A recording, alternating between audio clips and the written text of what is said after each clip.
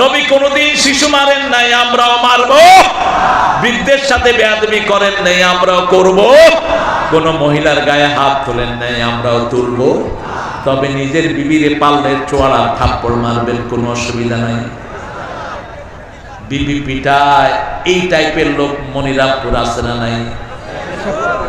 কেশবপুর না, এটা থানা কেশবপুর। ও কেশবপুর থানা, আমি মনে করছি মনিরামপুর থানা। কেশবপুর, আচ্ছা কেশবপুর থানা, সাগরদাড়ি। বিবিকে মারবেন, রাসূলের সুন্নাত থেকে খারিজ হবেন। বিবি মারার জিনিস না। লিতাসকুনু ইলাইহা, সূরা রোমের 21 নম্বর আয়াতে আল্লাহ বলছেন, আমার নিদর্শন খালাকনাকুম আজওয়াজা, তোমাদেরকে আমি জোড়ায় জোড়ায় সৃষ্টি করেছি। লিতাসকুনু ইলাইহা ওয়া জাআলা বাইনাকুম মাওয়াদ্দাতাও ওয়া রাহমা, আমি তোমাদেরকে শান্তির জায়গা দিয়েছি। বিবি গিন্নি বলেও ডাকবেন না, গিন্নি হলো মুশরিকদের শব্দ, বেগম হলো আমাদের শব্দ, যার কাছে গেলে চিন্তা মুক্ত হওয়া যায়। ঠিক না ঠিক?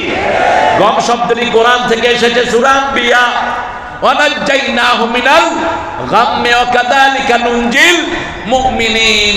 সাইয়েদনা ইউনূস আলাইহিস সালাম যখন মাছের পেটে আটকা পড়লেন, একটা দোয়া তিনি ছুড়ে দিলেন, লা ইলাহা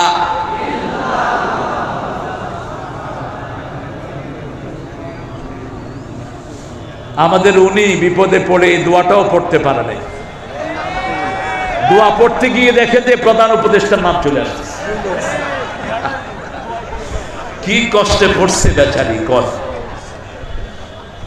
এই দোয়ার জবাবে আল্লাহ বলছেন, ফাস্তাজাবনা লাহু, পড়েন, ফাস্তাজাবনা লাহু আনাজ্জাইনাহু মিনাল গাম্মি ওয়া কাযালিকা নুনজিল মুমিনিন। নুনজিনুস বললেন না, আল্লাহ বলেন আমি তোমার ডাক শুনেছি। রাসূল সাল্লাল্লাহু আলাইহি ওয়াসাল্লাম বলছেন, সবচেয়ে তাড়াতাড়ি যে দোয়াটার জবাব দেওয়া হয়েছে তার নাম হলো লা ইলাহা ইল্লা আনতা সুবহানাকা ইন্নী কুনতু মিনাজ। এর চেয়ে দ্রুত কোন দোয়ার জবাব আল্লাহ দেন না। এটা সাথে সাথে পড়লে একসাথে চলে যান কে? আপনি মৃত্যু মুখে পতিত হয়েছেন, এই দোয়া পড়বেন, হায়াত বাড়িয়ে দিবেন কে?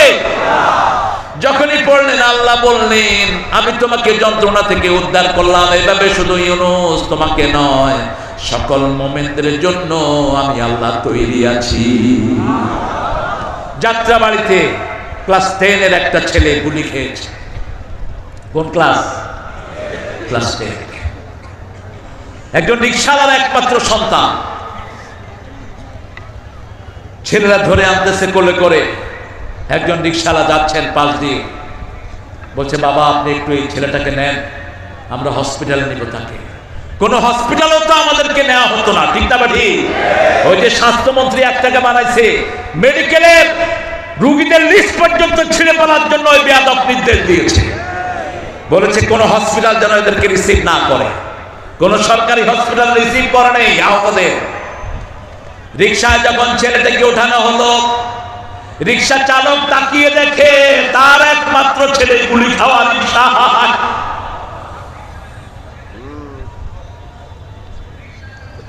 এর মধ্যেই ঘর থেকে রিকশাওয়ালার বিবি ফোন করেছে, তোমার ছেলে কোথায় গেছে জানি না, জোহরের নামাজ পড়েছে, ভাত খেয়েছে, বলছে আমি আসছি। এবার রিকশাওয়ালা জবাব দিচ্ছে, তোমার ছেলে গুলি খাওয়া অবস্থায় আমার রিকশায়। একটা দুইটা লাশ নয়, এখনো সকল লাশের কোনো হদিস নাই। আল্লাহ আমাদেরকে জুলুম থেকে হেফাজত করেন, মজলুমদের পাশে দাঁড়ানোর তৌফিক দান করেন।